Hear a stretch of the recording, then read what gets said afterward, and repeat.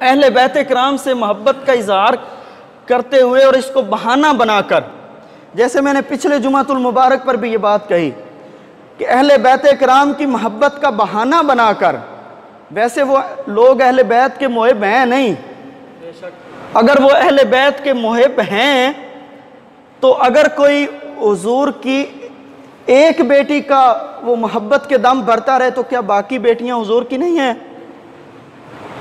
वो मुहिब अहले बैत नहीं हैं, वो सिर्फ और सिर्फ बहानेबाज लोग हैं। और उस मोहब्बत अहले बैत को बहाना बनाकर असल मकसद उनका सहाबा किराम की ज़ात पर ताना व तशनी करना है और सहाबा किराम की ज़ात को टारगेट करना है। तो पिछले अशरे के अंदर इन लोगों ने मुख्तलिफ तरीक़ों से नबी करीम सल्लल्लाहु ताला अलैहि वसल्लम के यारे गार हज़रत सैयदना सिद्दीक़ अकबर रज़ी अल्लाह ताला अन्हु के ख़िलाफ़ बड़े अजीब अजीब अल्फाज बोले। और फिर हज़रत सैयदना उमर फ़ारूक रज़ी अल्लाह ताला अन्हु, हज़रत सैयदना उस्मान गनी रज़ी अल्लाह ताला अन्हु, हज़रत अमीर मुआविया रज़ी अल्लाह ताला अन्हु, हज़रत हुर बिन यज़ीद, हज़रत वहशी बिन हरब के बारे में और दीगर सहाबा के बारे में अलल ऐलान। और मैंने सुबह दर्स में भी बताया कि एक टीवी चैनल में लाइव शो चल रहा था, लाइव वो मजलिस चल रही थी और वो शख्स उस मजलिस में अलल ऐलान लाइव टीवी चैनल पर खड़े होकर हुजूर के सहाबा पर ताना व तशनी कर रहा है। और अस्तगफिरुल्लाह माज़अल्लाह, हम उस तरह के लफ्ज़ भी नहीं सोच सके, नहीं सोच सकते हम वो लफ्ज़ जो सहाबा किराम के बारे में बोले जा रहे हैं। तो हम ये कहना चाहते हैं कि वो सहाबा किराम के बारे में जो इस तरह के लफ्ज़ बोल रहे हैं, अपने वो अकल का इलाज करवाएं।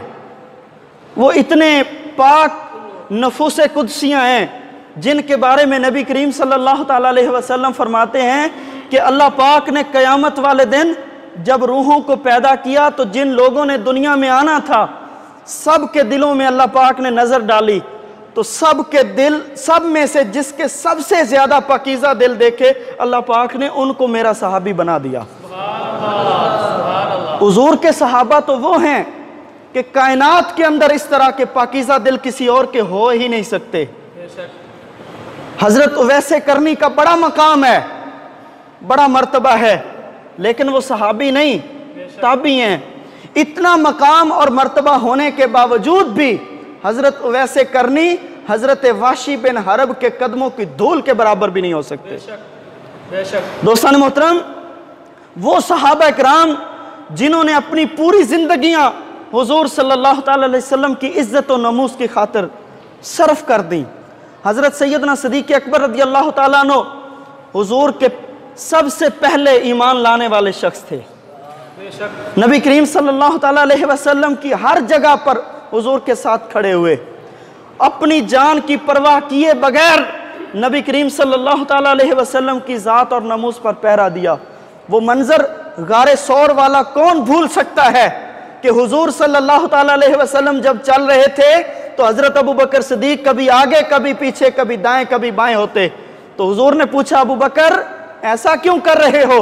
अर्ज़ की, आका अगर मुझे आगे से दुश्मन का खतरा महसूस होता है तो मैं आगे आ जाता हूँ, पीछे से दुश्मन का खतरा महसूस होता है तो मैं पीछे हो जाता हूँ, और जिस सिमत पे मुझे दुश्मन का खतरा महसूस होता है मैं हुजूर उस तरफ हो जाता हूँ ताकि कोई तीर आप तक न पहुँचे। अगर कोई तीर आए तो पहले अबू बकर के सीने पे लगे। हज़रत सैयदना फारूक आज़म की कुर्बानियों को कौन फरामोश कर सकता है? जब मुसलमान छुपकर इबादत करते थे और जब मुसलमान हुए तो हुजूर की बारगाह में अर्ज़ की, या रसूलल्लाह अब मुसलमान छुप कर इबादत नहीं, खाना काबा के सेन में जाकर मुसलमान नमाजें पढ़ेंगे। और खाना काबा के दरवाजे पे खड़े होकर उमर फारूक ने कहा, कौन है जो अपनी बीवी को बेवा और अपनी माँ को जो है वो बे औलाद करवाना चाहता है, जो अपनी बीवी को बेवा करना चाहता है, अपनी औलाद को यतीम करना चाहता है, आए उमर फारूक का मुकाबला करे। हजरत सैयदना उस्मान गनी की जात, उनका तो क्या कहना, हजरत अली का बड़ा मकाम है, बड़ा मर्तबा है।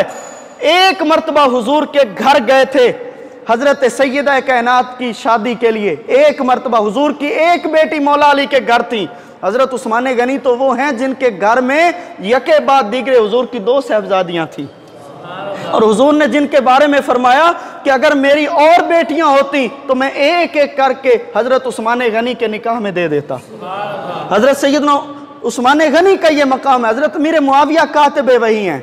इस तरह हुजूर के तमाम सहाबा जो हैं, मैं तो यूं कहना चाहूंगा कि नबी करीम सल्लल्लाहु ताला अलैहि वसल्लम के सहाबा जिस सवारी पर सवार हुए और उस सवारी के कदम जिस धूल पे लगे, वो धूल जो है हम उस धूल के बराबर भी नहीं हो सकते। वो भी हमसे अफजल आला है, वो भी हमसे कई दर्जे मकाम मर्तबा रखती है। नबी करीम सल्लल्लाहु ताला अलैहि वसल्लम के सहाबा ने तो हुजूर की खातिर और दीन इस्लाम की सरबुलंदी के लिए अपनी जानों तक के नजराने पेश किए। ग़ज़वा ओहद को पढ़कर देखिए, हजरत तलहा बिन उबैदुल्लाह को 70 जख्म आए थे। 70 जख्म खाकर भी हजरत तलहा बिन उबैदुल्लाह को जब होश आई तो हजरत अबू बकर सिद्दीक रज़ी अल्लाह ताला अन्हु से पूछते हैं कि अबू बकर भाई मुझे बताओ हुजूर का क्या हाल है, हुजूर का क्या हाल है। तो हजरत अबू बकर ने फरमाया, कहा कि तला भाई हुजूर ठीक हैं। तो हजरत तला ने कहा अगर हुजूर ठीक हैं तो फिर हाथ भी कट गया तो कोई परवाह नहीं है, जिस्म भी कट गया तो कोई परवाह नहीं। और हजरत खालिद बिन वलीद का तो फिर क्या कहना, जिनको हुजूर ने सैफ मिन सियूफिल्लाह कहा कि खालिद बिन वलीद अल्लाह की तलवारों में से एक तलवार है। जंगे यरमूक के मौका पर जब रूमियों के खिलाफ हजरत खालिद बिन वलीद गए थे तो रूमियों ने हजरत अबू हुरैरा और दूसरे सहाबा के कपड़े फटे हुए थे, कपड़े फटे हुए थे सहाबा इकराम के, लेकिन उस वक्त की सुपर पावर के खिलाफ टकराने के लिए पहुंच गया जंगे यरमूक में। वहां का जो रूमियों का बादशाह था उसने खालिद बिन वलीद से कहा कि ये गुरबा और मस्कीन हमसे क्या लड़ेंगे, इनके लिए 10-10 दिरहम सोने के हम इनको देते हैं, इनको नए कपड़े देते हैं, इनको लेकर वापस मदीने चले जाओ, अगले साल हम फिर भेज देंगे। हजरत खालिद बिन वलीद रजी अल्लाह ताला अन्हु ने जब उसकी बात सुनी, वहां पर हजरत उबई बिन काब भी मौजूद थे जो सबसे बड़े हाफिज कुरान और कारी कुरान थे। कहने लगे खालिद बिन वलीद आप मुझे इजाजत दें, मैं इसको जवाब देता हूं। आपने फरमाया नहीं नहीं तुम नहीं, इसको मैं खुद जवाब दूंगा। और जवाब कैसा दिया, सुपर पावर को जवाब देने वाले हजरत खालिद बिन वलीद कहते हैं ओए तू जानता नहीं, हम वो अरब के लोग हैं जो खून के प्यासे हैं और हमें पता चला कि रोमियों का खून बड़ा मीठा है, हम तो तुम्हारा खून पीने के लिए आए हैं। सहाबा किराम की कुर्बानियां कौन पहचान सकता है, और सहाबा किराम के खिलाफ बकवास करने वाले जाकर अपना मुंह धोकर आए। उनको क्या पता सहाबा किराम के बारे में क्या बात करनी है और क्या बात नहीं करनी। सहाबा किराम रिदवानुल्लाह ताला अलैहिम अजमाइन ने अपनी जिंदगियां, अपना माल दौलत तन मन धन सब कुछ हुजूर नबी करीम सल्लल्लाहु अलैहि वसल्लम की ज़ात पर कुर्बान कर दिया। अल्लाह रब्बुल इज़्ज़त की बारगाह में दुआ है कि खालिक कायनात हमें नबी करीम सल्लल्लाहु ताला अलैहि वसल्लम की सहाबा की नमूस और इज़्ज़त पर भी बात करने की तौफीक अता फरमाए। हुजूर की अहले बैत किराम की मोहब्बत वो भी हमारे दिलों में होनी चाहिए, हुजूर के सहाबा की मोहब्बत भी हमारे दिलों में होनी चाहिए, और सबसे बढ़कर नबी रहमत सल्लल्लाहु अलैहि वसल्लम की मोहब्बत भी हमारे दिलों में होगी तो हम मोमिन हैं। इसके अलावा हमारे ईमान का कोई फ़ायदा ही नहीं है। अल्लाह पाक हम सबको अमल करने की तौफीक अता फरमाए। वमा अलैया इल्लल बलाग।